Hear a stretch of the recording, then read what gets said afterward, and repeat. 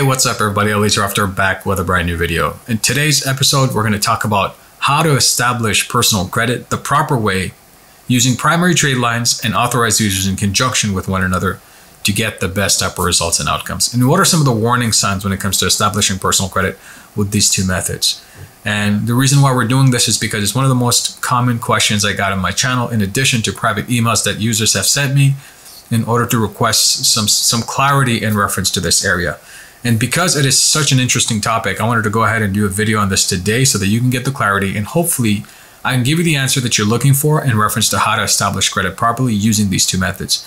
So before we get started, I'm going to please ask you to go ahead and smash that like button. Don't forget to subscribe, turn the notifications on to all if you enjoy the content, if you enjoy learning about personal credit and you want the best type of solutions when it comes to YouTube for that kind of results, right? And with that said, I'm going to go ahead and start our topic today. And the first thing we're going to talk about is about primary trade lines. And the reason why we're going to talk about this is because a lot of people have a lot of different types of answers when it comes to primary trade lines. But the most effective way to build primary trade lines is the ones that you want to go with starter accounts, which I call the non-essential accounts.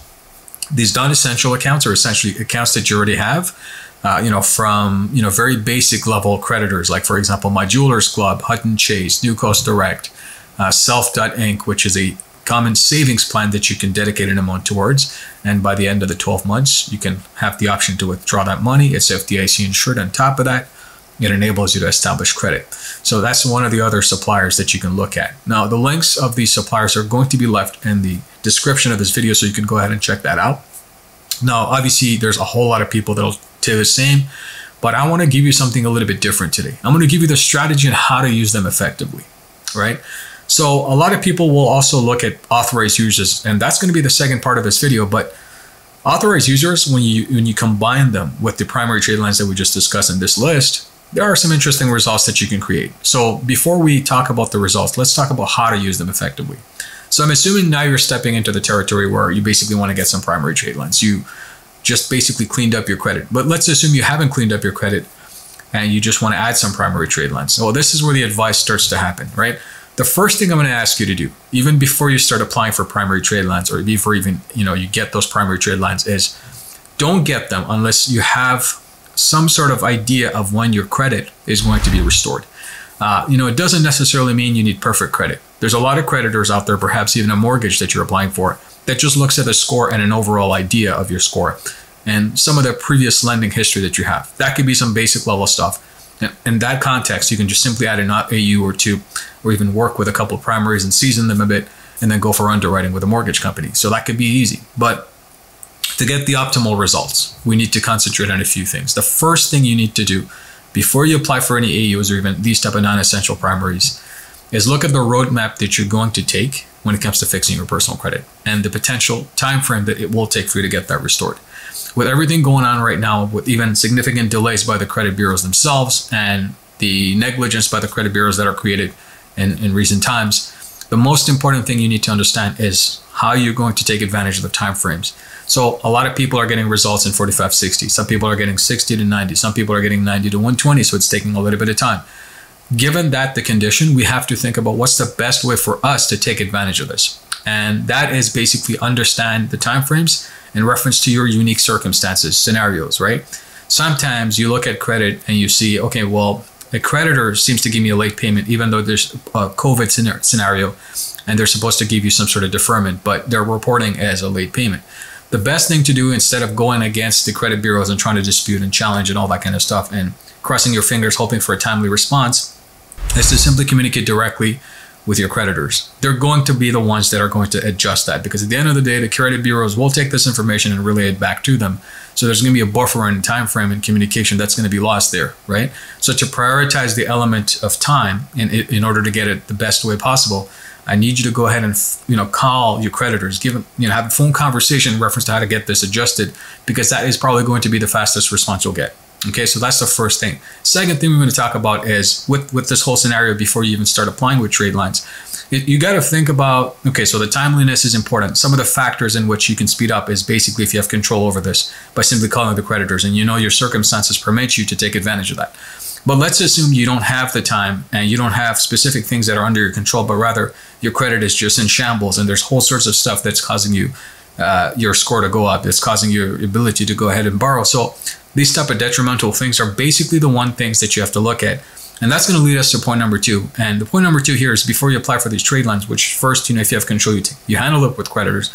The second is you need to understand the circumstances that you're in and how you're going to, attack that creditor or that negative item, right?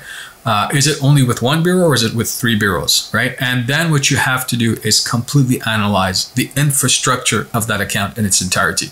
That's the second point. And the reason I say that is because sometimes we're so caught up on the FCRA rules, this section, that section, what we can do and what we cannot do. And we completely forget that there's a common sense approach to whole this. The credit repair game is all about understanding how your reports are basically structured and the infrastructure of your report. Is it proper? Is the information pertaining in those reports very accurate? Is it timely? Are the dates proper? Is the entire information included? Is it completely accurate? And I'm talking 100% completion of accuracy. If not, then you have to pinpoint the errors. You have to find out what specifically is the issue. And you have to take that information, you got to break it down, and you got to do your very best to go ahead and challenge it based on the factual breakdown of exactly what you see, how specifically it's related to you. And you got to make sure that the creditor is also being put aware of the situation. And the reason I say that is because you might be afraid to go ahead and communicate with the creditors and so on and so forth. But end result is it's a question of if you send a specific type of challenge to the credit bureaus, and if you CC a carbon copy to the creditors, what ends up happening, and this is very unique, is that the creditors actually start making adjustments before the credit bureaus have the time to send them an ACDV form.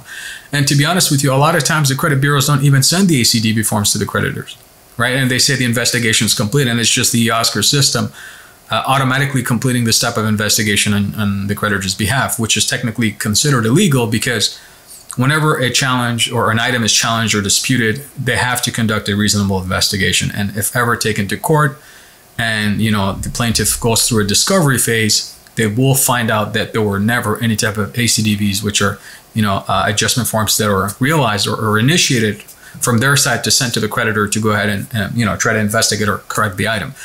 So I need you to look at that, right? So that's our second point before you start applying for trade line. It's really specify exactly what you want to do and try to challenge it based on the actual, factual breakdown of your reports, and try to go ahead and challenge it this way, because you probably have a lot more success doing it this way than to try to fight against the Oscar system through a templated response, because they are very smart with that, and the algorithm will definitely pick up on that.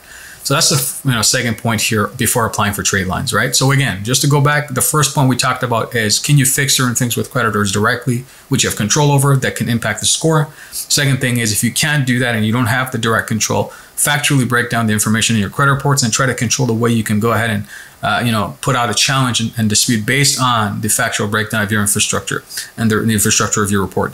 The third point before applying for trade lines is make sure, okay, we talked about the first 2 points, that make sure that if you're going to apply for these type of trade lines, that no other negative accounts is foretold, like it's not going to come into your account. And the reason I say that is because a lot of people go through collection agencies. They get reports and they see collection agencies pop up from one corner to another, from one bureau to another. And during these instances, the biggest thing that is basically hurting our ability to borrow and basically add those trade lines successfully or make the trade lines work effectively for you is that these collection agencies are going to sell their debt from one debt buyer to another, and so on and so forth. And it's basically going to create a whole train of wreck in your credit report. And this is why I always say, like, don't leave things hanging, because a lot of people tend to scare away from the creditor, especially when it's a collection agency, and they don't want to challenge them, and they just basically leave it be. And my advice to you is don't just leave it be, because you have control over the situation. You can actually go ahead and try to challenge the collection agencies. If they haven't validated your debt and they've been reporting for a long time now, that is a rhyme for reason to get them to remove it. That's one way of looking at it. The other way is also basically, you have to tell the collection agency they have to cease collection activities until such point the debt is completely timely and accurately verified and provided to you with the on-time statement of accuracy, whether it be a quit claim language demonstrating the amount that is allegedly owed is an actual factual amount that can be accurately verified in the books of the creditor, and so on and so forth. And all these type of strategies that you can play with. So fix your existing issues with collection agency. That's one of the biggest ones. The reason I didn't talk about the other creditors is because debt collectors have a way of basically transferring their debt from one place to another and basically can adding back to your credit reports. And no matter how many trade lines you add past that, these are the things that's going to cause you the biggest problems and headaches.